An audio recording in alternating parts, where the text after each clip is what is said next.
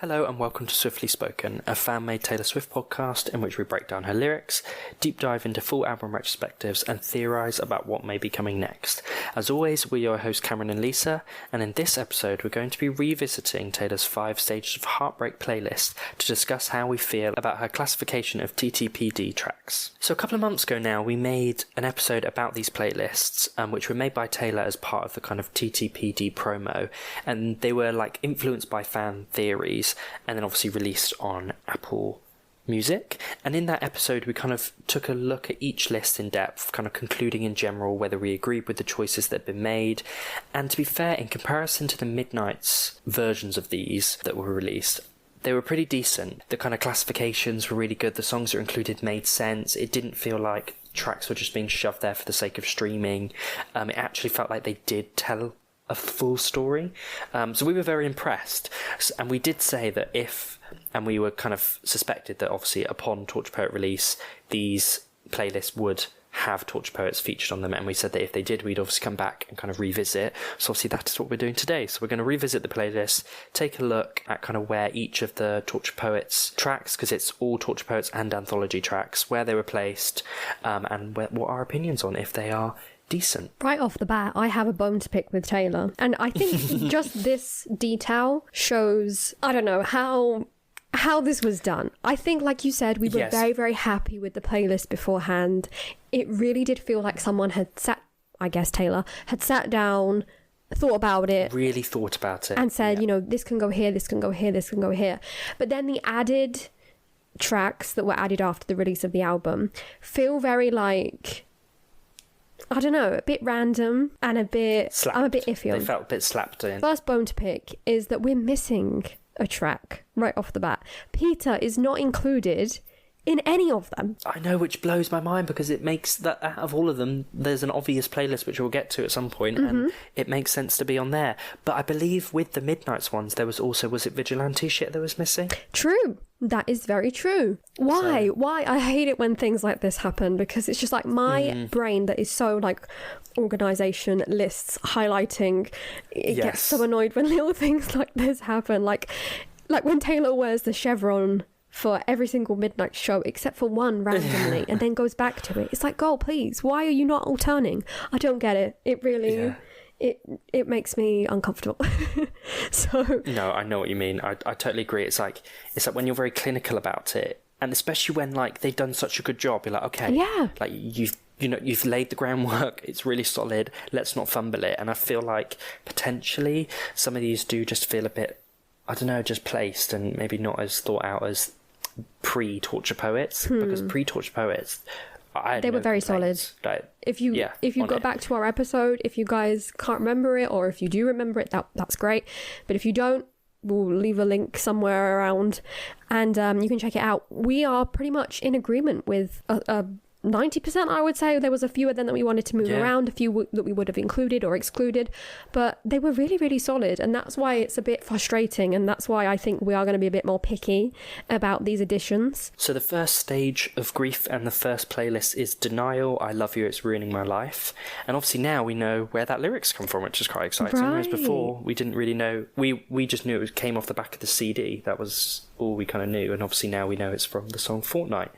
I think what's interesting is that lots of the playlists have like a lyric, but that song isn't actually in the playlist. I know. Which is a bit weird, which is interesting, but anyways, just as a kind of preface. But when Taylor described this playlist, she said that this is a list of songs about getting so caught up in the idea of something that you have a hard time seeing the red flags, possibly resulting in moments of denial and maybe a little bit of delusion. Results may vary. So I believe when we kind of spoke about this, when we first saw this playlist, we were all very shocked because some of the inclusions were interesting, like songs like Lover and Lavender Haze, which obviously in hindsight make total sense. Like, yes, now there is an element of maybe delusion and potential denial. Obviously only Taylor will know that from her own experience, but it was very interesting, this place. I feel like this was the one that everyone was kind of focusing on because of like inclusions like Willow and things like that, Sweet Nothing, which was a bit like crazy.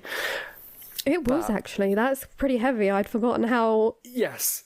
chaotic that was, to be honest with you. Yeah, that's quite crazy. Yes, it was definitely. But I feel like some of the songs included here are also in kind of similar in that way. How are you feeling about these ones? Shall we go through them first? Yes, yeah, let's go through them. So, the Torture Poets list on Denial, I Love You, It's Ruining My Life is I'm Gonna Get You Back, I Hate It Here, The Bolter, Robin, My Boy Only Breaks His Favourite Toys, But Daddy I Love Him, I Can Do It With a Broken Heart, and I Can Fix Him, No Really I Can. How are you feeling? Messy, sloppy, I'm unhappy. Lazy. No, Robin and Funny, there's some very, very good ones that I really like. There's some that I can kind of understand, but I would have put them in other places, and then there's a couple that I'm like, no, I'm not happy. Yeah. I'm not happy, Taylor. I think off the bat, the ones that I'm like, yeah, 100%. I Can Fix Him, No Really I Can. Oh, definitely. Daddy I Love Him. Yeah. My Boy, yeah. Yeah. I'm Gonna Get You Back. Yeah. I'd probably say. Yeah. Because, again, it's... The rest? Those are the ones that are very clear-cut denial of this certain circumstance, relationship, whatever situation is not good. There is denial there that you're like, but I'm going to fix him, or, but you should have seen him when he first saw me, or whatever, you know what I mean? Like, obviously the whole last part of But Daddy I Love Him is just the denial stage of, even my daddy just loves him. No, that never happened. And then I'm going to Get You Back being very like, but I am going to, But... I guess then I have the ones that I am in a, like, I can agree with them under certain specific contexts or visions of them. For example, I Hate It Here, I can understand. Robin, I can understand. And even I Can Do It With a Broken Heart, I can, to some point, understand, I have to say. Yeah. I'm iffy. Yeah, I suppose. But I get it. But then, I suppose, yeah, because it's like... But for me, I Can Do It With a Broken Heart is kind of from the perspective of, like, I can do it with a broken heart.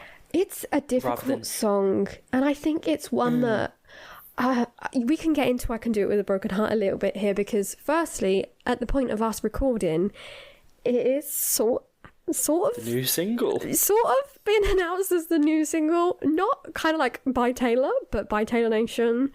It is official. Will something happen over the next few days? We'll keep you updated, and obviously if you will be listening to this afterwards, so you can tell us more than the other way around. But I Can Do It With a Broken Heart, I think, divides the fandom in some ways. I know that recently there has been talks of some fandom projects where instead of, at the Eras Tour, instead of shouting more, fans want to shout sorry for asking for more. And I don't know, I don't feel that that's the vibe of the song at all. Personally. No. So I feel that there's a divide on how people interpret this song, and even it being on this playlist is another layer onto that. Yeah, because I feel like the perspective of if it being on the playlist is almost like, I think I can do it with a broken heart, but I really can't.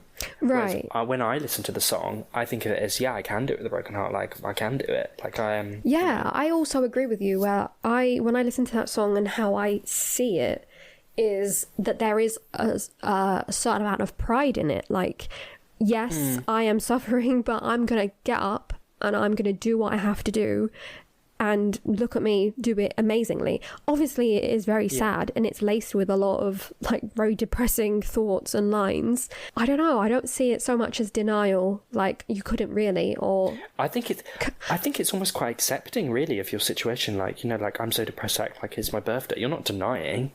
Like, that you're very aware. You know what I mean? Like, true. I don't know. Yeah, I guess... But I suppose maybe it is delusional to think that, you can or do that for the rest of your life. A bit in denial of, like, thinking that you're all good, and I'm great, everything's good, I can do this, and it's really like denial, like not really, like, I don't know, because I do feel like a lot of acceptance is going on in that song as well, so I have to agree with you there. But let us know, you guys, in the comments. Tell us whether you feel that this song should be classified in the denial playlist, in a different playlist, or in the acceptance one. I also, when we get to the acceptance one, we'll speak about it a bit more, I'm sure. But yeah, it's funny how this song in particular has spawned such complex relations with fans, and how fans view it as denial, as sadder than it is, as even like a song that makes them feel a bit guilty. Whereas I don't see it like that myself. No. So I guess the one then that we're very, very, very, like, should not be here, like, this should definitely not be here, is the Bolter. What is this doing in this place? Why is the Bolter? Why would she do the Bolter like that? No. Denial. I just don't see it. Like, It's got nothing. Yeah. I can see I hate it here because it's very delusional, very, you know. I can see Robin because it's the denial of, you know, in the end, everyone grows up. You've got to face those things. Yeah. Although we're going to hide it for you from now. But the Bolter is very, again, acceptance to me. Right? Accepting, yeah. It for me, it totally is. It's accepting that, like, you've been through stuff, but, you know, you got out of it alive, you'll get out of this alive, and, like, you know, you've always kind of overcome and survived stuff. I don't think it's denial at all. I think it's very acceptance. When she 100%. Was leaving, it felt like freedom. Freedom, yeah. That's so, like, I don't know, it feels very acceptance to me. It feels very movie-on-y to me. Like, I don't know. Yeah. Oh, no, I totally agree. Okay, good. So we aren't the delusional ones, perhaps. I don't know. I just feel like that one sticks out like a sore thumb to me, whereas the other ones I can more or less understand. Yeah. No, I just think, like, even just the final line in the Bolter is just, like, so acceptance. It's like she fell through the ice, then came out alive. And even, like, the way that it sounds, it's like, you know what I mean? Like, that kind of, like, gasping, like, the air at the end of, like, I can do it. Yeah, you know? Of being like, you know what? Like you said, you know what? I went through all of that, and I've come out the other side of it. I'm out alive. So the next playlist is Anger, You Don't Get to Tell Me About Sad. So Taylor said that these songs all have one thing in common. I wrote them while feeling anger. Over the years, I've learnt that anger can manifest itself in lots of different ways, but the healthiest way it can manifest in my life is when I can write a song about it, and oftentimes that helps me get past it. So the songs featured on this one is quite a small selection, is Cassandra, The Black Dog, Who's Afraid of Little Old Me, and The Smallest Man Who Ever Lived. How are we feeling about this one? This one is pretty solid, in my opinion. I feel much better about this one than the previous one, I have to say. We also do get the song that lent its lyric for the name of this playlist in the playlist, so I'm happy about that. Cassandra, Who's Afraid of Little Old Me, and The Smallest Man Who Ever Lived, they are definitely well suited to be in this playlist. The Black Dog 100%. Is the only one that I can get. Perhaps people don't agree as much because it does have its moments of vulnerability, but then it does have its moments of anger. Like, I hope it's shitty in the Black Dog. Yeah, no, I totally agree. I feel like probably the reason with the Black Dog that people are kind of unsure about is probably because of the end of it, where it's like old habits died, like, and she, like, can barely even say screaming, but all the other ones where it's like that is kind of the build-up of anger, isn't it? Like, you know, how do you not remember me in the shower and stuff like this? You know, I do think there is almost an element of anger. Like, it's a sad song, but it is, I think, stemming from anger of, like, how on earth are you getting through your life and not remembering all these things and not, you know, totally stuck in that time, you know? So I think this one, pretty solid. I'm pretty happy with those picks. I think it definitely makes sense. Good. Yeah, Who's Afraid of Little Old Me, Smallest Man, 100,000,000%. Cassandra, I don't think on surface level feels angry, but it is coming from a space of anger of, like, do you believe me now? Like, you know. Oh, no, it doesn't sound angry, does it? But it definitely is. The emotion it's on the same. It's exactly. I mean, she's described many of these songs from this playlist as female rage in one way or the other. Who's Afraid of Little Old Me and The Smallest Man. On the Eras tour, she's basically described as that. Cassandra reminds me so much of Mad Woman, and Mad Woman, she did say, oh, this is female rage in her little folklore moment when she described it. So I do feel like they're in the same vein. And then the Black Dog you described perfectly. It is that build-up, and then I guess at the end, the release. So, yeah, I completely agree with you. Yeah, and interestingly enough, the other songs that were featured, because I think we said before with this one, when we first analysed these playlists, we were really impressed by this playlist, and, like, it felt solid. And I believe it was perhaps your favourite. I think it was, to be fair. Yeah, yes, if I'm remembering rightly. I'm looking at it now again, and I think this one was my favourite, like, one of those ones that, because the emotion was just solid throughout, like, it was like hit. Yeah. And Mad Woman was on there, Bad Blood, Babe, I Bet You Think About Me, Dear John, Better Than Revenge, You're Not Sorry, Tell Me Why. So I feel like these songs, Vigilante Shit, so I feel like, the Torture Poet songs definitely match the vibe set by the others. So I think all round this one definitely feels well thought out in comparison to the Denial playlist, definitely. Okay, so the next playlist is Bargaining, Am I Allowed to Cry? And when Taylor described this playlist, she said that this playlist takes you through songs that I've written when I was in the bargaining stage, times when you try to make deals with yourself, someone you care about. You're trying to make things better. You're oftentimes feeling very desperate because oftentimes we have a sort of gut intuition that tells us things are not going to go the way that we hope, which makes us more desperate, which makes us bargain more.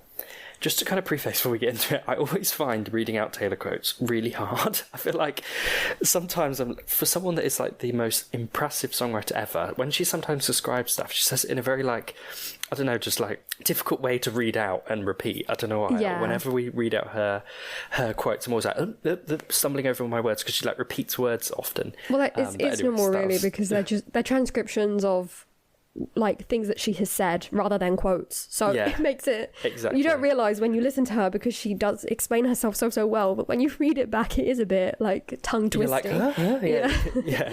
There's a lot of commas and you're like, kind of like you said, a bit of a tongue twister. But anyways, getting into the bargaining playlist, the tracks from TTPD that are featured are The Albatross, The Prophecy, Guilty as Sin, and The Tortured Poets Department. How are you feeling about this one? I'm pretty happy, except for maybe the Tortured Poets Department, which is... Actually, no, take that back. I said it, and then I remembered the lyrics, and I'm taking it back. Again, the ones that I'm happy with, I'm pretty happy with. There's only a couple of playlists that I'm not... I want to change things around. Like, I'm offended by the Bolter, and that kind of like has blinded me. But this is pretty well thought out as well. The Albatross... makes sense. The Prophecy makes sense. They're all different kinds of bargaining as well, which is so interesting. I like that. Yeah. What about Guilty as Sin? I'm a bit confused with that one. Bargaining with yourself. Like, you know what I mean? Yes, true. Bargaining with yourself. Like, am I a bad person for doing this? For thinking about someone else? Is it okay though because of how desperate this situation is, how bad it is? So, and again, it lends itself. The lyric is the name of this playlist. Am I allowed to cry?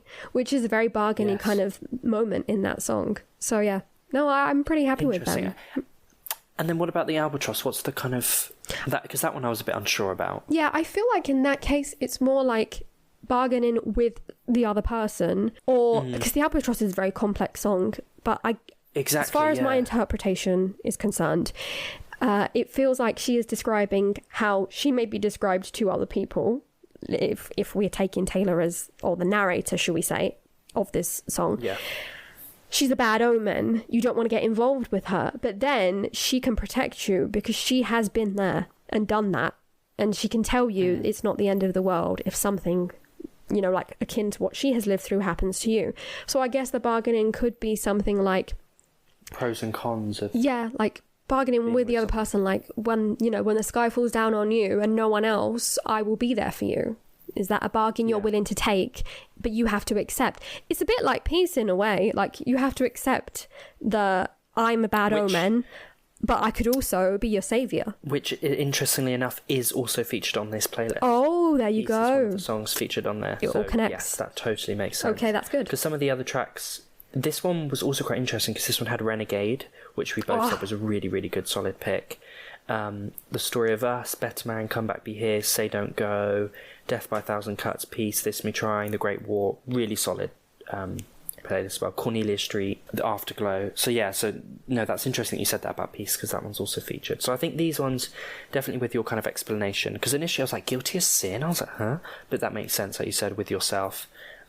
So no, I think to be fair, this one's maybe we were a bit harsh. I think we were. The last place we were like, yeah, solid, and this one we're like, yeah, solid. We came out the gate very headstrong and like, yeah, rubbish. These are rubbish. And actually, they're not that bad. I feel like maybe we're a bit harsh. I think it's because of the first one. I think would be interesting. Exactly, the first one and the last one are the ones that kind of annoyed me, and also just coming out the bat with just missing a song just annoys me. I don't know why. It's just like it just annoys me. So I guess that's why. But no, this one is pretty solid as well. The Prophecy, again, like a kind of bargaining with a higher power. Bargaining song ever. Yeah, love that. Reminds me a little bit of The Architect, but very different, by Casey Musgraves. From a negative, yes. Casey's version is more like, oh, I love you, Architect, and she's like, oh my god, please, somebody help. Yeah, please. Whereas Yeah, Taylor's like, oh my god, please, I need some help. Okay, so the next playlist is Depression, Old Habits Die Screaming, which obviously is from The Black Dog, which is not featured, which is interesting. But anyways, Taylor said about this playlist, so she said, we're going to be exploring the feelings of depression that often lace their way through my songs. In times like these, I write a song because I feel lonely or hopeless, and writing a song feels like the only way to process that intensity of an emotion. And while these things are really, really hard to get through, I often feel like when I'm either listening to songs or writing songs that deal with this intensity of loss and hopelessness, usually that's in the phase where I'm close to getting past that feeling. So the songs featured on this playlist are Chloe or Sam or Sophia or Marcus, How Did It End, I Look in People's Windows, Clara Bow, LOML, Florida, Down Bad, and Fortnite. How are we feeling about this one? A heavy selection, a large selection. So it's interesting how TTPD kind of, this is the major feeling around it, right? The feeling of sadness, melancholy, depression. It's not great, but I get it. That is what the album is in many different regards. But yes, I agree with most of them, but there's a few here that I'm a bit like, okay, I guess okay. Like you said, firstly, I guess we have to address that Black Dog is not here, even though, again, the lyric is the name of the playlist. How do you feel about that? Do you think? I think it could. I think it would fit. Right. But I think it does also fit where it is. Okay. So it makes sense where it is. Like, I'm not, you know what I mean? Like, no. But yeah, it would definitely fit in here. But I quite like seeing it from, like, a place of anger. Yeah. Rather than sadness, because it's almost like the sadness is coming from the anger. I mean, in the end, all we had back then were like 5 lyrics anyway, so she had to kind of fit it in however she could. So I get it. So other than that, though, like, I'm pretty, obviously, it's very clear cut, like Chloe or Sam or Sophia or Marcus. How did it end? Yes. Oh, they're yes, very perfect. Down Bad. They're all very... Yep. You know, it's Lost/Love of My Life. Oh yes, makes sense. That would make sense. Clara Bow, I think, also makes sense. Although, kind of. Again, Clara Bow is a difficult one because it can be seen in different ways. I think it's a bit like what we were talking about with I Can Do It With a Broken Heart. Some people see it more as a positive ending. Some people see it more as a sadder ending. I get why it's here, though. I get why it's here because it is pretty sad, and especially that bridge part, it's hell on earth, you know, so I get why it's here. I Look in People's Windows, I can agree with as well. You know, the depression of thinking that you've lost someone for life and you're still searching for that feeling or that person. But the 2 features are the ones that have thrown me off the most in this playlist. Yes, couldn't agree more. Like, what are they doing? Where would you put them, though? Fortnite, I would put in the one that is its lyric, Denial. I Love You, It's Ruining My Life. Okay. Like, because I just feel like it is definitely that.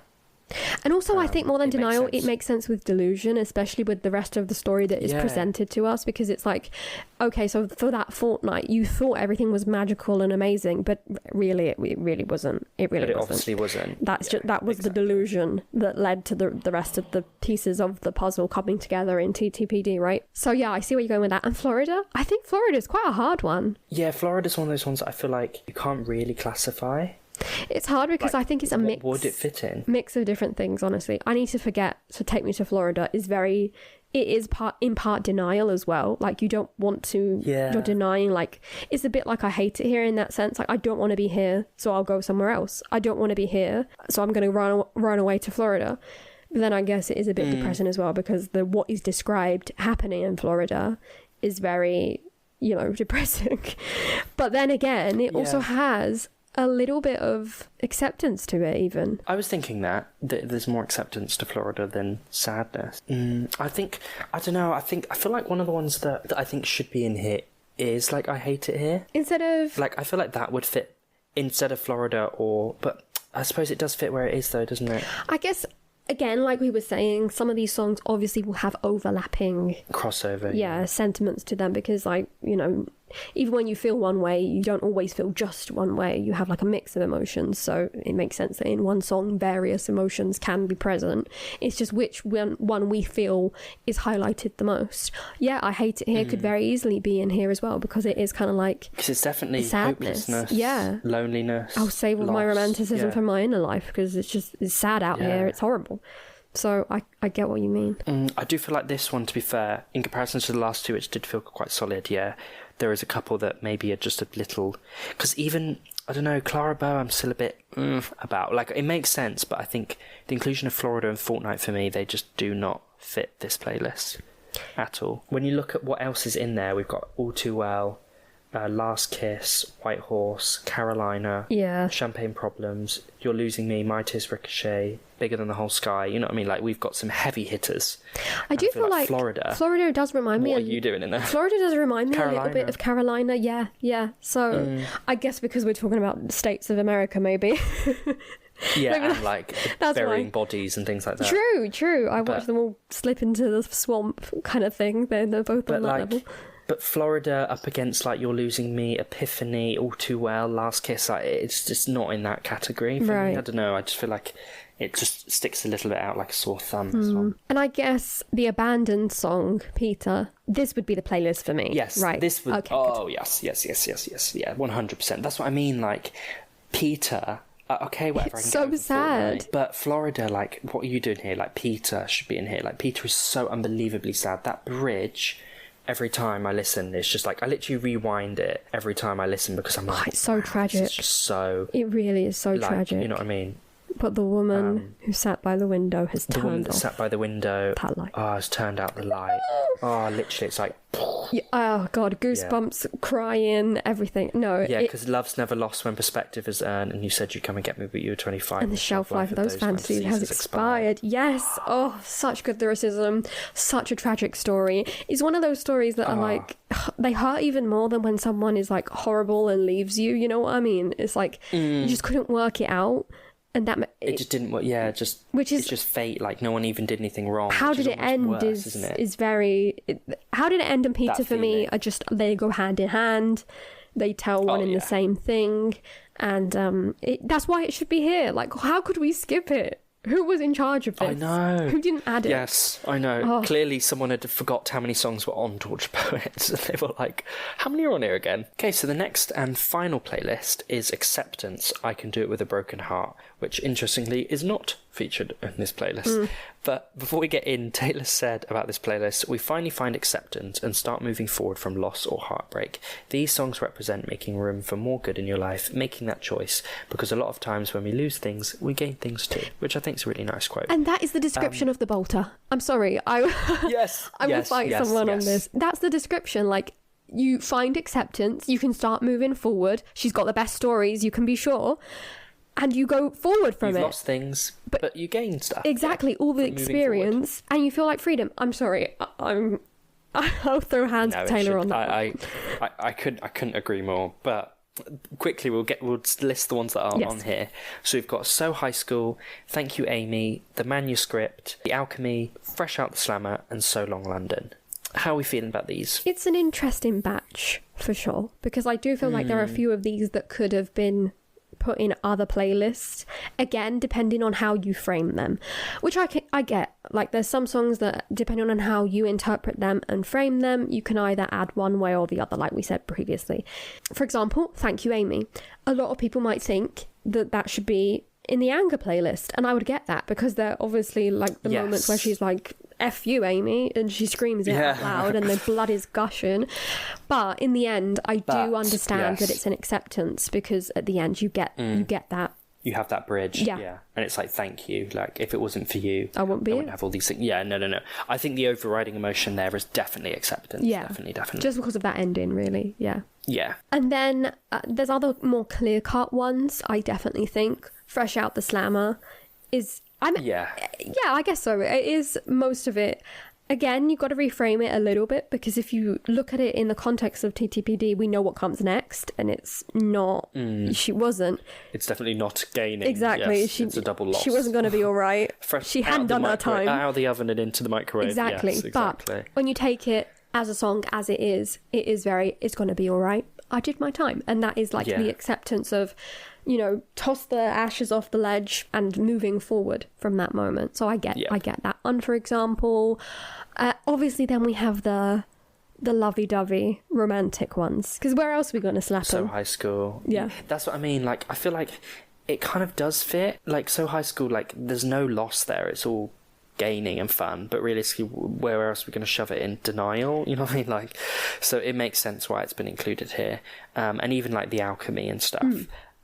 Yeah, they make sense, but I wouldn't say that they exactly scream acceptance, because they're not accepting really anything. They're just, I guess maybe they're accepting like new love. Yeah, I think if that's probably what there was like a 6 step or a 6 playlist, that's where they would be, which is like a new beginning or flourish and romance or whatever you want to call it. I don't know what you would call it, but yeah, opening your heart to once again after this, that's where it would be really. Both So High School and The Alchemy for me, which, you know, she showed us on the Eras tour what she feels about those songs. So yes, they make sense because they can't really fit anywhere else better, and they are accepting of, like you said, I think that was a great way to put it, like new romance and moving on to the next chapter of life. How I guess another good one is obviously the manuscript. That it is the most kind of acceptance ever, really, isn't it? That you look back on a previous experience, realise, you know, okay, this is what I learned from it, but, you know, it's no longer who I am. So that one is almost the most acceptance ever. When we lose things, we gain things is perfect for the manuscript, because she's lost, you know, the experience that isn't mine anymore. All I have left from that experience is the manuscript. But through that, I have gained everything else, like so much, being able to, you know, connect with so many people on that level and explore her experience and share it with people who have felt the same thing. So the manuscript makes sense. And then we have So Long London. So Long London, how are you feeling about that one? Because I feel like this one's a bit of like a double-edged kind of sword. There's definitely an acceptance, but also extreme sadness. Oh god, yeah. But I think the difference between So Long London and something like How Did It End, which are both their sides of the album's respective track 5, the difference is How Did It End is literally walking around in a shop feeling absolutely lost, sitting in a tree dying with this ghost of a person beside you, just, you know. Whereas So Long London, I do feel, is much more complex than just that it is a song I am betting So Long London will be played in London remixed with Happiness, and if she doesn't do that, she should do it, because for me So Long London explores all of the stages of grief the way that Happiness does. I will bang on about that theory forever and ever. I think you said that when we first did went I through the there songs. you go. I think you said I'm so repetitive. It rings a bell. But... It's ringing a little bell. So no, definitely not. No, but I think that's correct. I think it definitely does explore all of it, really, in each kind of verse and bridge. Yeah. And I think that final kind of outro where it's like, you'll find something. For So Long London, had a good run, a moment of warm sun, but I'm not the one. So Long London, stitches undone, 2 graves, 1 gun, you'll find someone. That is the most song. Like, you know. Yeah, no, it is. That is acceptance, really, isn't it, at the end there? I feel like it explores all the other emotions, but definitely that kind of final overarching emotion is definitely acceptance. And like, realistically, like, it didn't work out, but you'll find someone. And interestingly, when you think of, I'll list some of the other songs that are in this one. So you've got You're on Your Own Kid, The One, August, Happiness, as you said, Closure, Evermore, It's Time to Go, I Forgot You Existed, Daylight, Clean, Now That We Don't Talk, Begin Again, Innocent, Breathe. So I feel like these do fit alongside them. I'm not so sure, maybe, I feel like So High...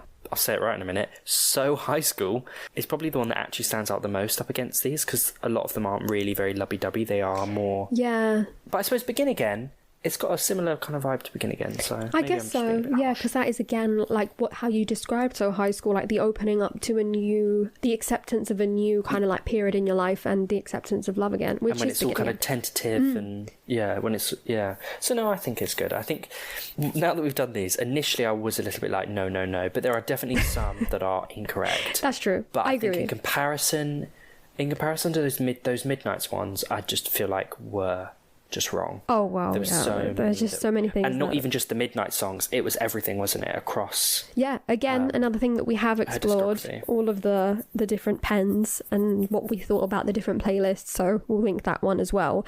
These ones were much better, but I do think because right off the bat the first thing we were greeted with was the exclusion of a song, and then that and the Bolter being in like the total the Bolter, I Can Do It With a Broken Heart, a couple of other ones that were a bit sketchier. That kind of like set us off on a path of of moaning a little bit. But no, you're right. These are more solid than I remember them being, to be honest with you. Also, now that we've sat with the Tortured Poets Department songs longer, I think we can kind of have our own opinions on them. Also, have our own feelings of what the overwhelming feeling is. Whereas when you've only listened to them for like the first week or whatever, sometimes some of them are lost on you, and then you come back to it and you're like, actually, no, this makes sense in this context or whatever. So yeah, exactly. Yeah, I think more of the nuances kind of come out with more time and stuff, and you have more time to really understand the lyrics and the emotions and the complexities. Because, you know, especially when it was kind of first released, there was not only just a plethora of songs, like often lots of them are very long, very, very lyrical, you know, like heavy metaphors, and like, okay, you know, so there was a lot to kind of digest that definitely, I think with time, you can kind of see where Taylor was coming from, where she was coming from with the placements. It's like, okay, I can see where that's, you know, coming from. The Bolter I will never understand, but the rest, you know what I mean? I think we can agree. Yeah, we'll have to have words with whoever can change the Bolter and Peter. Other than that, it's not too bad. Like, I can understand. Yeah. 4 out of 5. That's not too bad, to be honest with you. Okay, we've now come to the end of this episode. Thank you for listening. If you are listening over on YouTube, please let us know in the comments what your thoughts are on the playlist. If you agree, disagree with us, disagree with Taylor, which songs you would put where, what should be moved around, what's incorrect, what's correct, let us know it all in the comments. And yeah, if you are listening on YouTube as well, if you're not yet, please subscribe. Also give this video a thumbs up. If you are listening over on Apple or Spotify or anywhere where you can listen to podcasts, then we'd be really grateful if you could rate us. And if you're interested in keeping up to date with announcements and incoming episodes, then make sure to follow us over on Instagram. Our handle is @SwiftlySpokenPodcast. And until next time, speak soon.